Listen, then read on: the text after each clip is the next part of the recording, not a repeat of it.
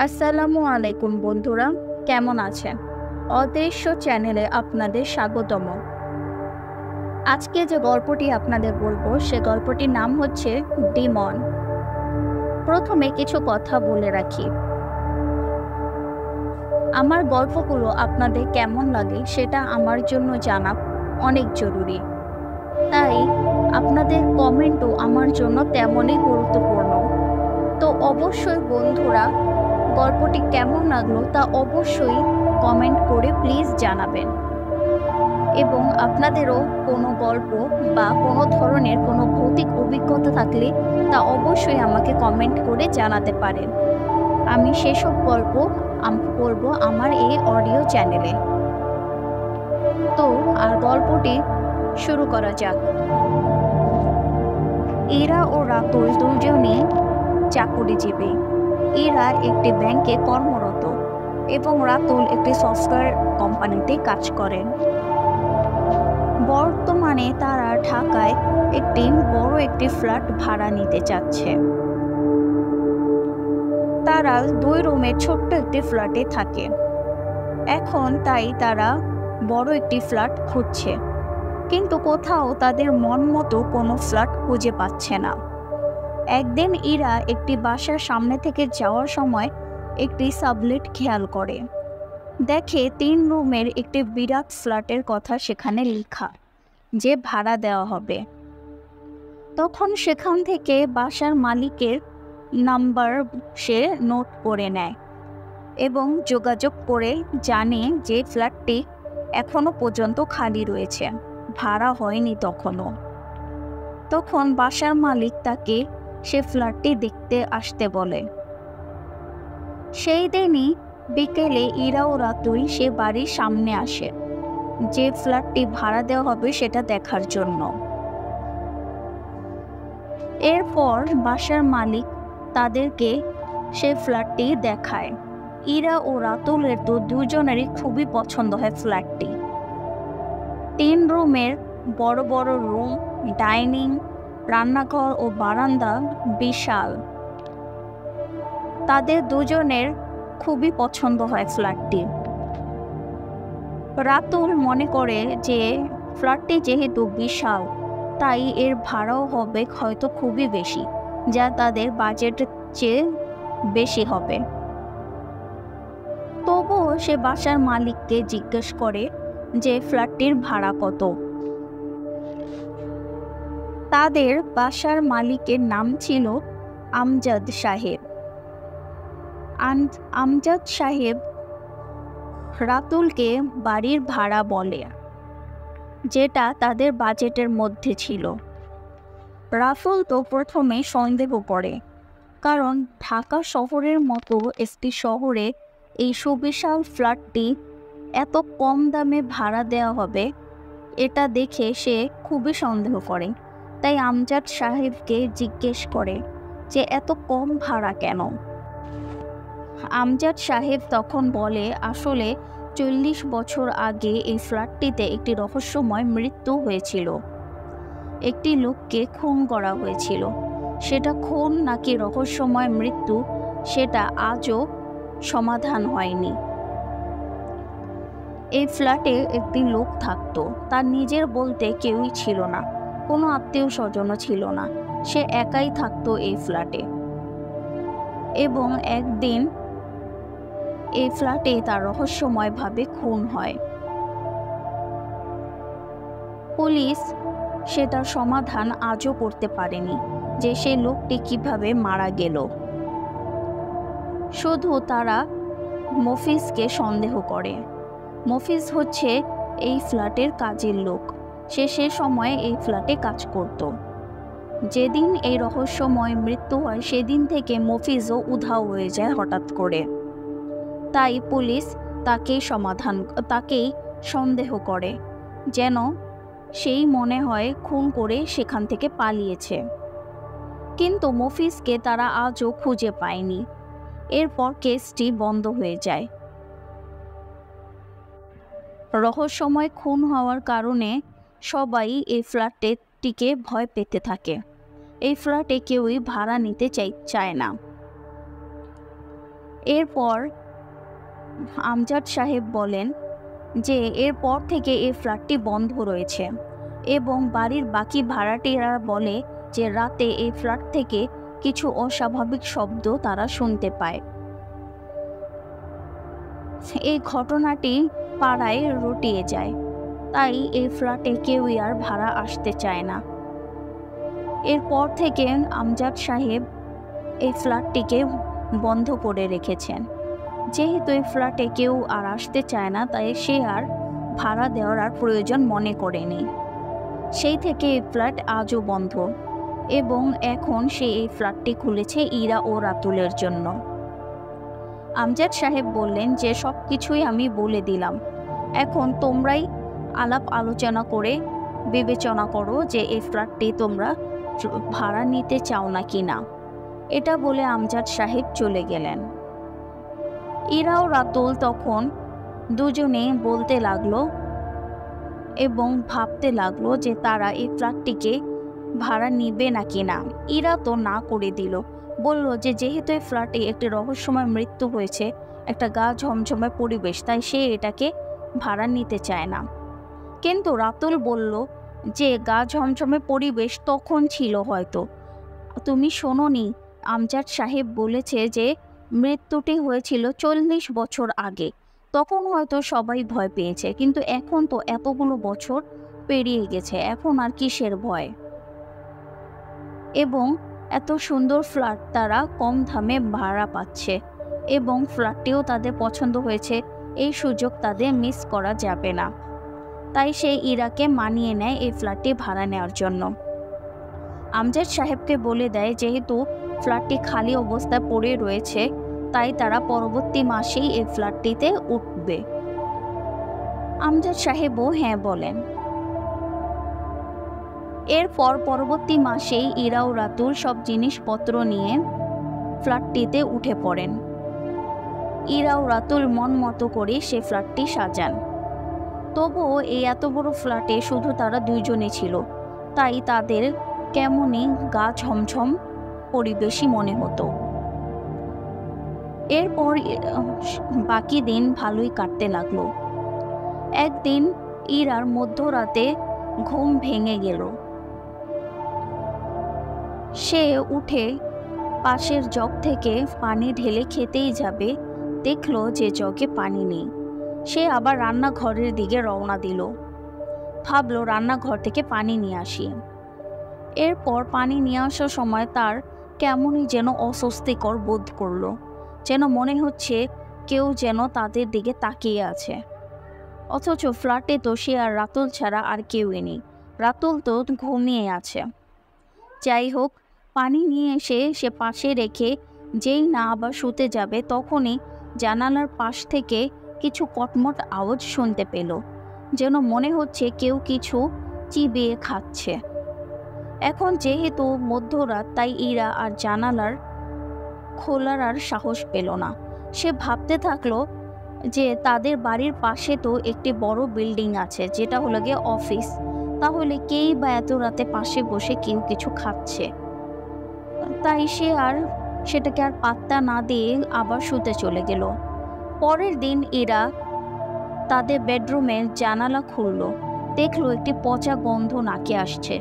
যেই না সে জানালার কার্নেসগুলোর দিকে তাকালো, দেখলো যে কিছু পাখির খণ্ড বিখণ্ডিত দেহ রক্তাক্ত অবস্থায় সেখানে পড়ে রয়েছে, যেন মনে হচ্ছে কেউ এই পাখিগুলোকে চিবিয়ে খেয়েছে।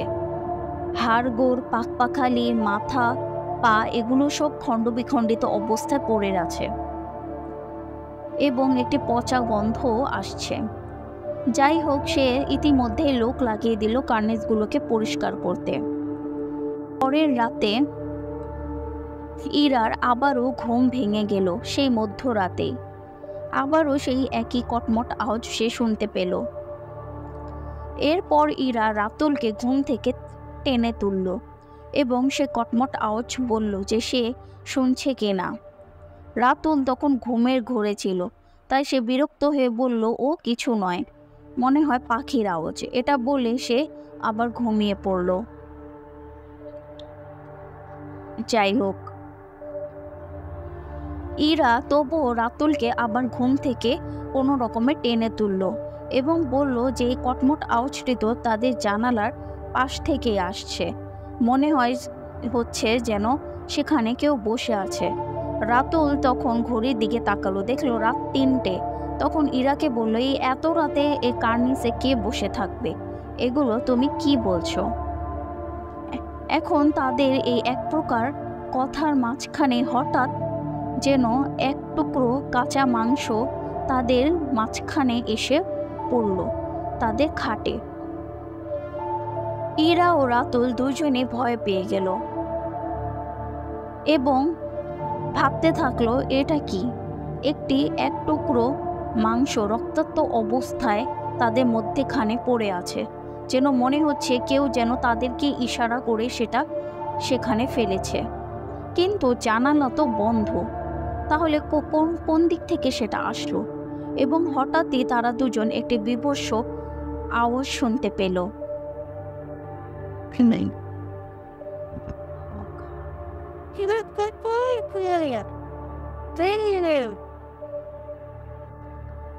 ইরা ও রাতুল অনেকই ভয় পেয়ে যায়, হঠাৎ করে কাঁচা মাংস কোথা থেকে আসলো। যাই হোক, রাতুল তখনই ঘরে লাইট জ্বালিয়ে নেয় এবং তারা ভাবতে থাকে যে জানালাটা খুলবে নাকি না। রাতুল বলে যে এত রাতে এই জানালাটা খোলা ঠিক হবে না, এই অস্বাভাবিক শব্দ মোটেও ভালো নয়। তাই ইরাকে বলে যে জানালাটা না খুলতে, পরের দিন তারা দেখে নেবে যে কি হয়েছে জানালার পাশে। এই বলে তারা সেদিন আর বেডরুমে ঘুমায় না, তারা দুজন এসে ডাইনিং রুমে এসে ঘুমিয়ে পড়ে। পরের দিন ইরা ও রাতুল আবার তাদের বেডরুমের জানালাটা খুলে দেখে কার্নিসের আবারও একই অবস্থা, কিছু পাকপাখালির খণ্ড বিখণ্ডিত রক্তাক্ত দেহ সেখানে পড়ে আছে। ইরা তখন রাতুলকে বলে যে কালই তো আমি লোক লাগিয়ে কার্নিসগুলোকে পরিষ্কার করেছি, দেখো আজকে আবারও এরকম হয়ে আছে। তখন রাতুল ইরাকে বলে, যাই হোক তুমি এই জানালাটা মোটেও খুলতে যেও না মধ্যরাতে, এই কটমট শব্দটি যাই আছে যাই হোক এটা একটি অস্বাভাবিক শব্দ, বুঝতেই পারছো যে এখানে অস্বাভাবিক কিছু একটা হয়তো থাকে, তাই এরকম শব্দ হয় মধ্যরাতে। এরপর ইরা আর কিছু বলে না এবং আবারও সে লোক লাগিয়ে কার্নিসগুলোকে পরিষ্কার করে। আজ শুক্রবার, ইরা ও রাতুল দুইজনই বাসায় আছে। তাদের দুজনেরই অফিস যেহেতু বন্ধ, তাই রাতুল ইরাকে বলল যে রাতে তারা বাইরে ডিনার করতে যাবে। তাই ইরাও খুশি হলো। রাতে ইরা ও রাতুল বাইরে ডিনার করে আসলো। সেদিন ইরা খুবই ক্লান্ত ছিল, তাই জলদি তারা দুজনেই ঘুমিয়ে পড়ল। কিন্তু এইবার রাতুলের ঘুম মধ্যরাতে ভেঙে গেল। সে উঠে দেখল সবে মাত্র 3টা বাজে, কিন্তু সে আবারও সে কটমট আওয়াজটি শুনতে পেল।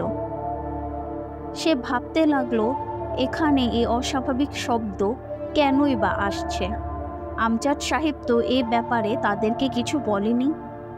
এখন সে ঠিক করলো যে যত যাই হোক সে দেখেই ছাড়বে যে এখানে কি আছে, এই জানালার পাশে কি এমন হচ্ছে।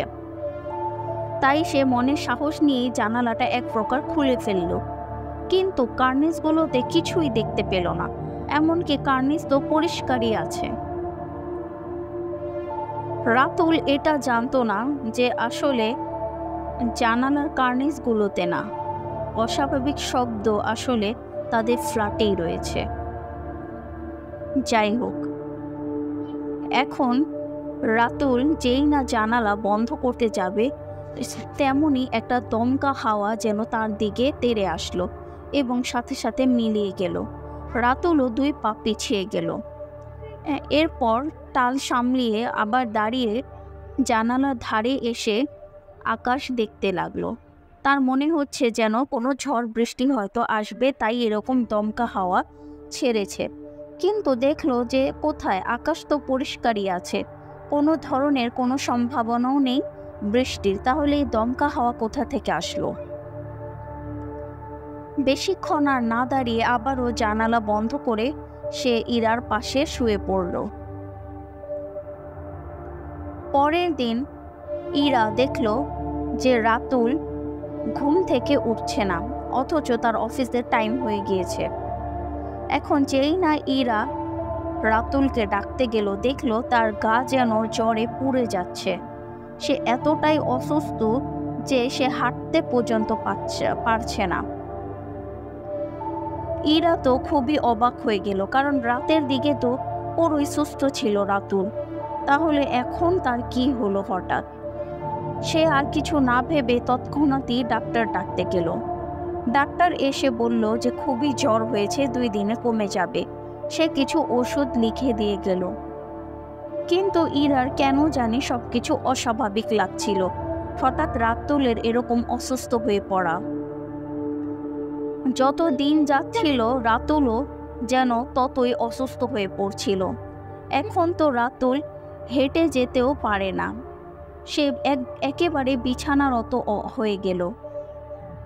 ইরা তো কান্নাই করে দিল যে এখন সে কি করবে। তাই সে আর কোনো উপায় না পেয়ে রাতুলকে দেখাশোনা করার জন্য তার শাশুড়িকে ডেকে আনলো গ্রামের থেকে। রাতুলের মাও অবাক হয়ে গেল এবং ইরাকে বলল হঠাৎ এরকম কিভাবে হলো। ইরা তো কিছু বলতেই পারছে না, কারণ সেও তো জানে না যে রাতুল এক রাতের মধ্যে এতটাই অসুস্থ কিভাবে হয়ে পড়ল। সে তো ঠিকঠাকই ছিল। যাই হোক, ইরা যেহেতু অফিসে যাবে এবং রাতুল যেহেতু অসুস্থ, তাই সে আর কাজে যেতে পারছে না। তাই সে দেখাশোনা করার জন্য তার শাশুড়িকে ডেকে আনে এবং ফ্ল্যাটে তাকে রেখেই আবার অফিসে চলে যায়। এরকমই কিছুদিন চলতে লাগলো। শত ডাক্তার দেখানোর পরও রাতুল ঠিক হচ্ছিল না। এখন ইরা খুবই চিন্তিত হয়ে পড়ল। এর মধ্যে একদিন সে অফিস থেকে বাসার উদ্দেশ্যে রওনা দিল। বাসার নিচে সে রহিমকে দেখতে পেল। রহিম হচ্ছে সেই বাসার দারোয়ান। রহিম বলল, হঠাৎ ইরাকে বলল যে আপনাদের উচিত এই ফ্ল্যাটটি তৎক্ষণাৎই ছেড়ে চলে যাওয়া। ইরা হঠাৎ রহিমের এই কথায় অবাক হয়ে গেল যে রহিম হঠাৎ এই কথাটি কেন বলল। তখন ইরা জিজ্ঞেস করলো যে কেন এই ফ্ল্যাটটি কেন ছেড়ে দেবে সে। তখন রহিম বলল যে আমজাদ সাহেব আপনাদের সব কথা খুলে বলেনি হয়তো, কিন্তু এই ফ্ল্যাটে এখন পর্যন্ত সমস্যা রয়েছে। তাই আপনার উচিত এই ফ্ল্যাটটি কোনো রকমে ছেড়ে চলে যাওয়া। তাহলে হয়তো আপনি আপনার স্বামীকে বাঁচাতে পারবেন না। সে দিন দিন এরকমই অসুস্থ হয়ে পড়তে থাকবে। ইরা এই কথা শুনে সেখানেই নিস্তব্ধ হয়ে গেল যে এটা কি বলছে। তখন সে রহিমকে বলল যে সে কিছু এই ফ্ল্যাট সম্বন্ধে জানে না কিনা। যদি জানে তাহলে অবশ্যই সে যাতে সব কিছু খুলে বলে এবং সে আমজাদ সাহেবকে এ ব্যাপারে কিছুই বলবে না। তখন রহিম বলল যে আমি তো কিছুই বলতে পারবো না, কারণ এই ঘটনাটি 40 বছর আগের।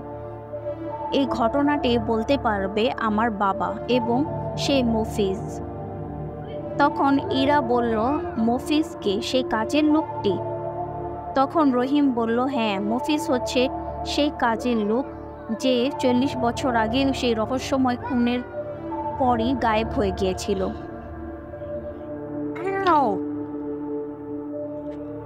ইরা বলল যে এখন মফিজ এসে কোথায় পাবে, কারণ আমজাদ সাহেব তো বলেছিল যে মফিজ তো সে সময় উধাও হয়ে গিয়েছিল হঠাৎ। তখন রহিম বলল, হ্যাঁ, উধাও হয়ে গিয়েছিল, কিন্তু তার বাবা তাকে বলেছে যে মফিজ যাওয়ার আগে রহিমের বাবাকে কিছু কথা বলে গিয়েছিল এই ফ্ল্যাট সম্বন্ধে, যেটা রহিমের বাবা আজও রহিমকেও বলেনি। কিন্তু সে এটা বলেছিল যে এই ফ্ল্যাট থেকে দূরে থাকতে। আসলে 40 বছর আগে এই বাড়ির দারোয়ানি ছিল রহিমের বাবা এবং মফিজও তাদেরই গ্রামের লোক। তাই রহিমের বাবাই আমজাদ সাহেবের কাছে মফিজকে কাজ দিয়েছিলেন। কিন্তু এরপরে উধাও হবার পর আর সে দেখা করতে আসেনি, এবং তাই তার বাবাও বৃদ্ধ হওয়ার কারণে এখানে আর আসতে পারেন না। তাই এই চাকরিটি এখন রহিম করছে এই বাড়ির দারোয়ান হিসাবে। এরপর ইরা বলে যে আজকে বিকেলেই যেন তার বাসায় নিয়ে যেতে। সে জলদি এ ব্যাপারে কথা বলতে চায় এবং তার স্বামীকে বাঁচাতে চায়। এরপর রহিম ইরাকে তাদের বাড়িতে নিয়ে যায়। সকালবেলা রহিম ইরাকে তার বাড়িতে নিয়ে গেল। দেখলো রহিমের বাড়িতে মা নেই, শুধু তার বাবাই আছে। এখন তিনি বৃদ্ধ এবং বিছানারত। রহিমের বাবা কোনো রকম উঠে বসলেন ইরাকে দেখে এবং রহিমকে জিজ্ঞেস করলেন যে ইনি কে। রহিম তখন বলল যে বাবা, আমজাদ সাহেবের সে ৫ম তলা ফ্ল্যাটে এরা নতুন ভাড়া এসেছে। এটা শুনে তো রহিম যেন ভয়ার্থ দৃষ্টিতে ইরার দিকে তাকালো, যেন মনে হচ্ছে যে সে কিছু আন্দাজ করছে। যাই হোক, ইরা তাকে তৎক্ষণাৎ জিজ্ঞেস করলো সে ফ্ল্যাটের কথা, যে সে সময় ওই ফ্ল্যাটটিতে কি হয়েছিল এবং সে কাজের লোক মফিজ সেই বা কোথায় উধাও হয়ে গিয়েছিল, এবং সে রহিমের বাবাকে তার সাথে ঘটা সব ঘটনাই বলল। এবং তার স্বামীও ইতিমধ্যে অনেক অসুস্থ হয়ে পড়েছে হঠাৎ এই ফ্ল্যাটটিতে এসে। এখন তার স্বামী বিছানারত। তাই রহিমের বাবাকে বলল হাত জোর করে যে সে যা কিছু জানে সব বলতে, কোনো কিছু রহস্য না রাখতে। এখান থেকে জোট খুলে রহস্যের। রহিমের বাবা বলেন যে আমজাদ সাহেব আসলে ৫ম তলায় যে লোকটিকে থাকতে দিয়েছিলেন সেটি আসলে তার নিজের সৎ ভাই ছিল। এ ব্যাপারে তিনি জানলেও পাড়ায় তার সৎ ভাইয়ের কথা কেউই জানত না, এবং তিনি বদনামি হবে এই ভেবে তার সৎ ভাইয়ের পরিচয় লুকিয়ে যান। কিন্তু তার সৎ ভাই মা হারা হওয়ায় তিনি আমজাদ সাহেবের কাছে এসে আশ্রয় চায়। এরপর আমজাদ সাহেব তাকে ৫ম তলায় আশ্রয় দেন। কিন্তু আমজাদ সাহেব এটা নিজেও জানতেন না যে তার ভাই আকবর সাহেব কালো জাদু চর্চা করত। যাই হোক, আকবর সাহেব ছিল একটু অদ্ভুত প্রকৃতি। সবসময় তিনি ফ্ল্যাটে একা থাকতে ভালোবাসতেন এবং একাই যেন কি যেন বিড়বিড় করতেন। আমজাদ সাহেব একদিন তার ভাইয়ের ফ্ল্যাট গোছগাছ করার জন্য তার নিজেরই কাজের লোক মফিজকে রেখে দেয় এবং বলা হয় যে মফিজ যেন সেই ফ্ল্যাটটি সবসময় পরিষ্কার পরিচ্ছন্ন রাখে। আকবর সাহেব মফিজকে বলেই দিয়েছিল যে তিনি সব জায়গা পরিষ্কার করলেও একটি নির্দিষ্ট ঘর তিনি দেখিয়ে দেন, যে এই নির্দিষ্ট ঘরে সে ভুলেও যাতে না যায়, এই বলে তাকে হুমকি দেয়। যাই হোক, মফিজও আর সেই নির্দিষ্ট ঘরে আর কখনো ধারে কাছে ঘেঁষত না। একদিন মফিজ ৫ম তলায় ডাইনিং পরিষ্কার করার সময় আকবর সাহেবের কিছু কথোপকথন শুনতে পায়। যেন এমন মনে হচ্ছে যে আকবর সাহেব যেন কাউকে হুমকি দিচ্ছে বা শাসন করছে। মফিজ খুবই ভয় পেয়ে যায়। হঠাৎ একটি অট্ট হাসির শব্দ শোনা যায়। হাসিটি ছিল খুবই অদ্ভুত প্রকৃতি, সেটা যেন কোনো মানুষের ছিল না। মফিজ তখন আর কোনো উপায় না পেয়ে সেই নির্দিষ্ট ঘরের দরজাটি একটু খোলে। সে যা দেখে সেটা তার চোখকে সে বিশ্বাস করতে পারছিল না। সে দেখে যে আকবর সাহেব হাঁটু গেড়ে বসে আছে এবং তার সামনে একটি বড় আকারের দৈত্যাকার প্রকৃতির অবয়ব তার সামনে যেন দাঁড়িয়ে আছে। সেই দৈত্যাকার অবয়বটির একটি হাত যেন আকবর সাহেবের মুখকে উঁচু করলো, যেন মনে হচ্ছে যেন সে তার আকবর সাহেবের চেহারাকে পর্যবেক্ষণ করছে। এরপরই সেই দৈত্যাকার অবয়বটি তার আসল রূপে ফিরে আসলো। মফিজ এটা দেখার জন্য মোটেও প্রস্তুত ছিল না, কিন্তু এটা দেখার পর সে নিজের হাত দিয়ে তার মুখ চেপে ধরে, যেন সে কোনো প্রকার শব্দ না করে, তাহলে তো সেই ডেমনটি তাকে মেরে ফেলতে পারে। এটার জন্য সে সেখানে ঠায় দাঁড়িয়ে তাদের দুজনেরই কথোপকথন শুনতে লাগলো।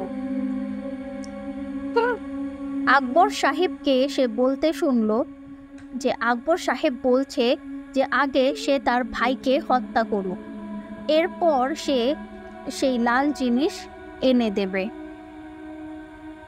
কিন্তু সেই ডিমনটির কথাবার্তা ছিল এরকম যে সে আকবর সাহেবকে বলছে যে তার কোনো ইচ্ছা পূরণ করতে হলে আগে তাকে কিছু দিতে হবে, তারপর সে তার ইচ্ছাটি পূর্ণ করবে এবং সে লাল জিনিসটি চায়। মফিজ এখন এখানে এটা বুঝতে পারছে না যে সেই লাল জিনিসটি আসলে কি। আকবর সাহেব সেই ডিমনটিকে এক পর্যায়ে বলেই ফেলে যে সেই লাল জিনিসটি সে কার কাছ থেকে এনে দেবে। তখন ডিমনটি আকবর সাহেবকে হতবাক করে দিয়ে বলে যে তার আকবর সাহেবকে পছন্দ হয়েছে এবং সেই লাল জিনিসটি সে তার কাছ থেকে নিতে চায়। সেই লাল জিনিসটি আসলে হচ্ছে আকবর সাহেবের রক্ত মাখা হৃৎপিণ্ড। সে এই জিনিসটি পাওয়ার পরই আকবর সাহেবের ইচ্ছা পূরণ করবে। আকবর সাহেব তখন বলে যে এটা কেমন কথা, সে কালো জাদু করে এই ডিমনটিকে এনেছে যাতে তার ইচ্ছা পূর্ণ হয়।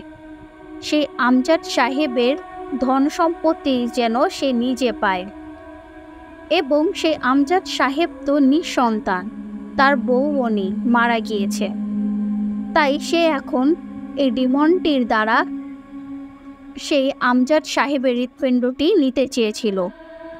কিন্তু এই ডিমন তো বলছে অন্য কথা।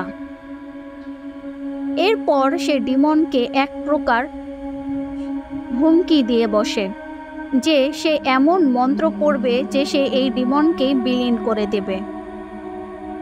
এরপরই যেন ডিমনটির অট্টহাসি শোনা যায়। সে আকবর সাহেবকে বলে যে আমি আসছি এখানে তোমার ইচ্ছায়, কিন্তু আমি যাব আমার নিজের ইচ্ছায়। এই বলেই সে প্রচণ্ড রকমের রেগে যায় এবং তার এক হাত সোজাসুজি আকবর সাহেবের বুকের ভেতর ঢুকিয়ে তার হৃৎপিণ্ডটি বুক চিরে বের করে আনে। মফিজ এটা দেখার জন্য একদমই প্রস্তুত ছিল না। এরপর সে একটা জোরে চিৎকার দেয়। আকবর সাহেব তো সেখানে লুটিয়ে পড়েছে, কিন্তু সে ডিমনটি তখন দরজার দিকে তাকায় এবং মফিজকে দেখতে পায়। মফিজের আর সেখানে দাঁড়ানোর সাহস ছিল না। সে পড়ি কি মরি করে সে ফ্ল্যাট ছেড়েই সে দৌড় লাগায়। পথে মধ্যে রহিমের বাবার সাথে দেখা হলেও সে আর কিছু বলার শক্তি পায় না। রহিমের বাবা তাকে অনেক রকমের জিজ্ঞেস করে যে তার চেহারায় এরকম বিভৎস কেন, মনে হচ্ছে সে কিছু দেখে যেন ভয় পেয়েছে এবং তাই এরকম দৌড় লাগাচ্ছে।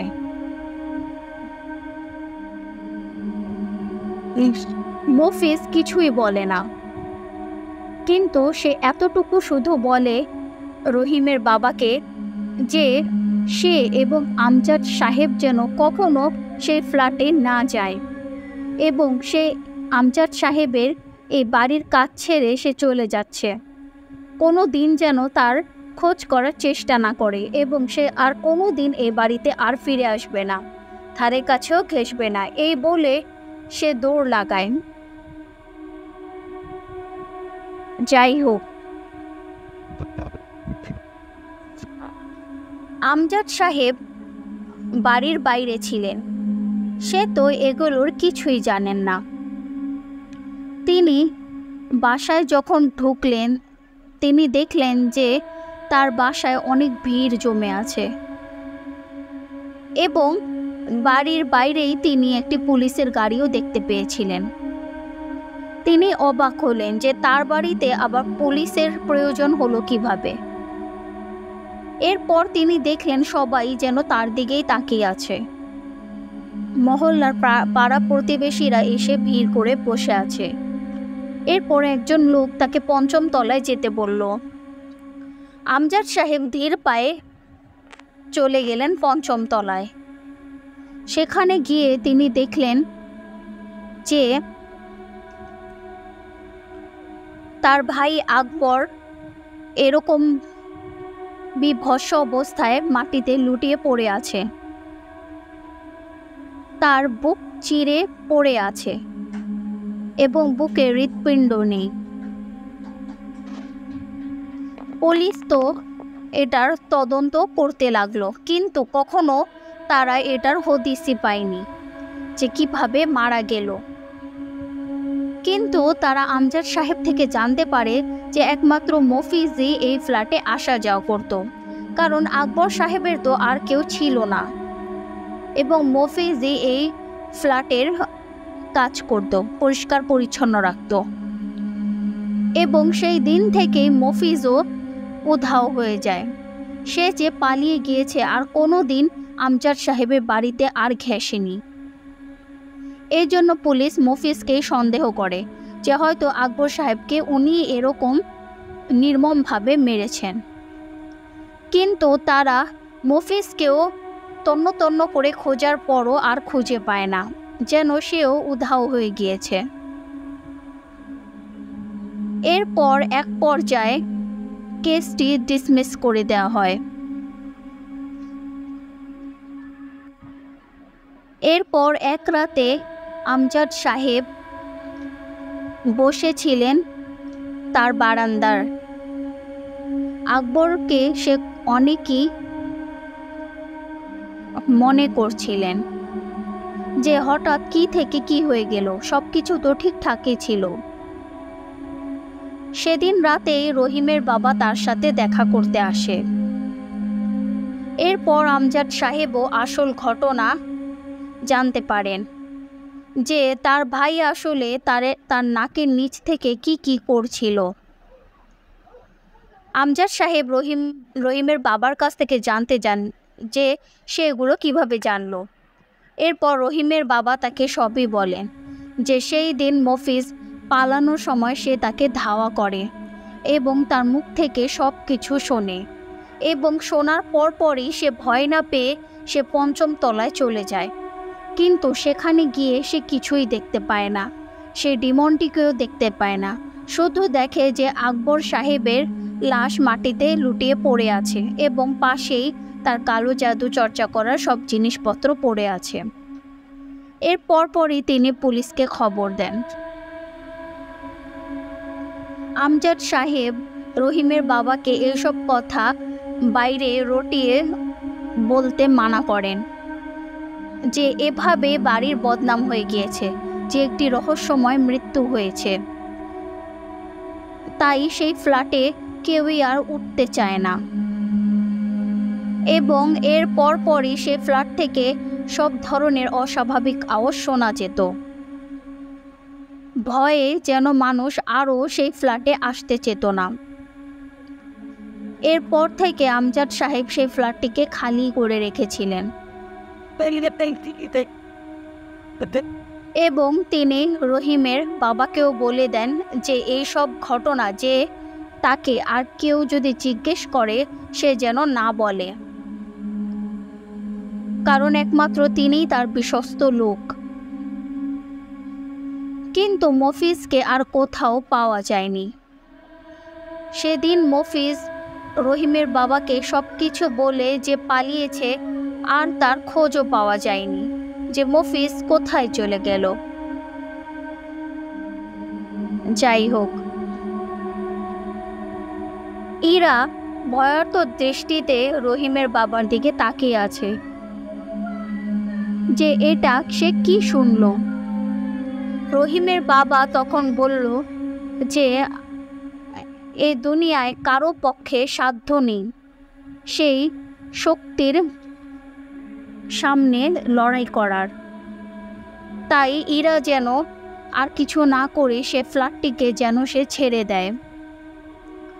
সেই ফ্ল্যাটটি হচ্ছে সেই ডিমনের এখন বাসযোগ্য স্থান, সে সেখানেই থাকে।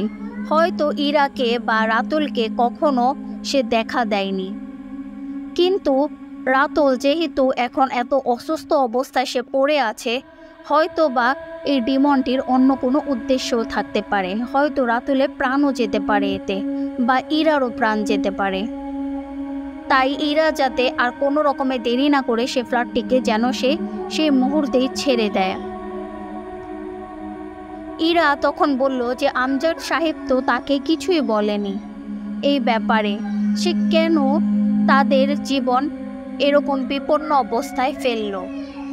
রহিমের বাবা তখন বলল হয়তো আমজাদ সাহেব ভেবেছিল যে যেহেতু 40 বছর হয়ে গিয়েছে, হয়তো এটার প্রভাব এখন আর নেই।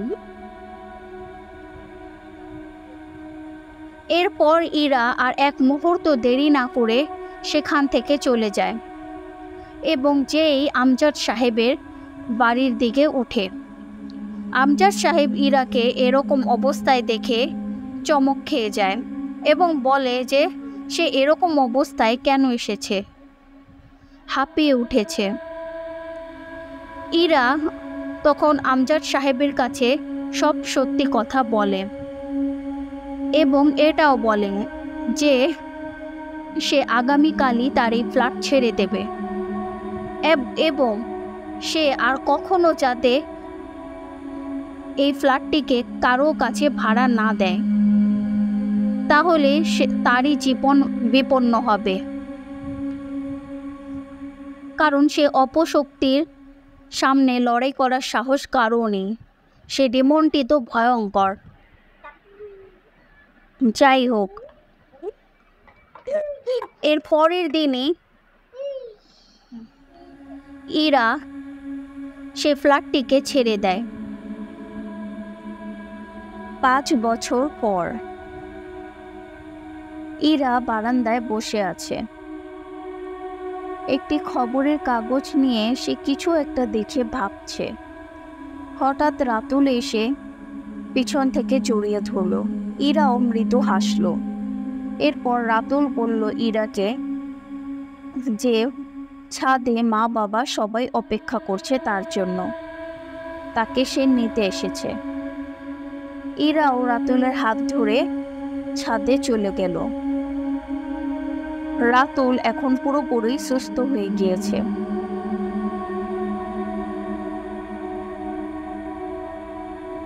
সেদিন রহিম যখন বলেছিল ইরাকে যে ফ্ল্যাটটি যেন সে ছেড়ে দেয়, তা না হলে সে তার স্বামীকে হারিয়ে ফেলতে পারে, কারণ তার রাতুলের অবস্থা দিন দিন খারাপের দিকেই যাচ্ছিল। ইরাও তখন চরম ভয়ে আর কিছু না ভেবে আমজাদ সাহেবকে বলি 3 দিনের মধ্যে কোনো রকম জিনিসপত্র গোছগাছ করে তার শ্বশুর বাড়িতে চলে আসে। এত কম সময়ে সে আরেকটি ফ্ল্যাট কোথা থেকে পাবে? তাই সে আর কিছু না ভেবে সোজা ঢাকা থেকে সিলেট চলে আসে তার শ্বশুর বাড়িতে। এখন তারা সেখানেই থাকছে। ইরা চাকরিও সে সময় ছেড়ে দেয়, কারণ যেহেতু সে তার শ্বশুর বাড়িতেই চলে যাচ্ছে, তাই আর ঢাকা থেকে সে তার চাকরি কিভাবে করবে।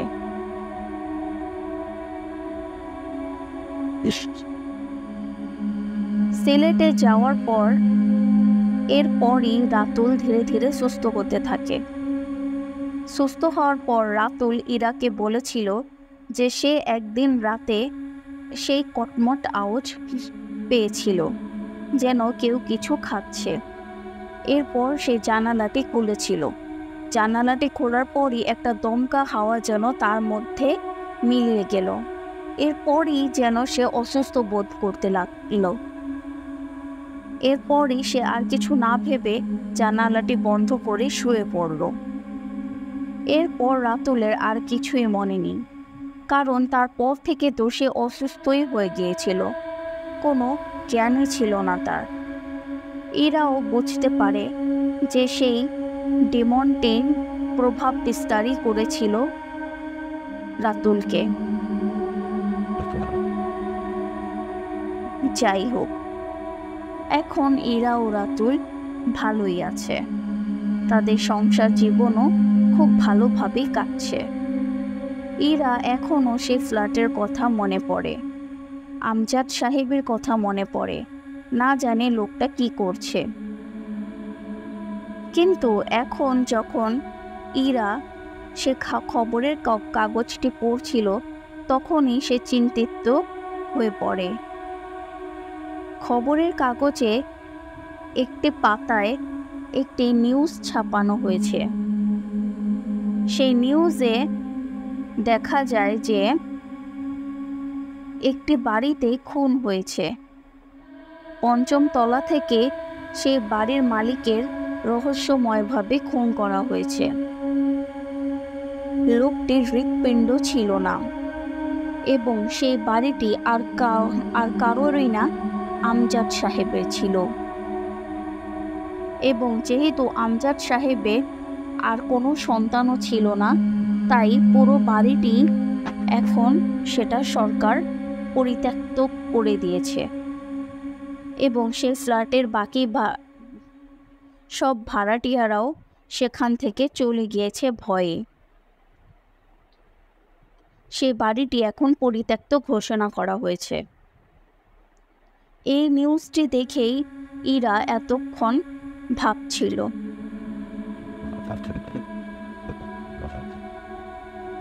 সে মনে মনে ভাবছিল যে হয়তো সেদিন সেই ফ্ল্যাটটি না ছাড়লে হয়তো রাতুলকে সে হারিয়ে ফেলত,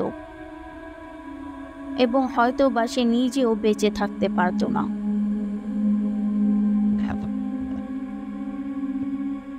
ধন্যবাদ বন্ধুরা আমার গল্পটি শোনার জন্য। গল্পটি ভালো লাগলে অবশ্যই লাইক করে দিবেন এবং চ্যানেলটি সাবস্ক্রাইব করে রাখুন। ধন্যবাদ।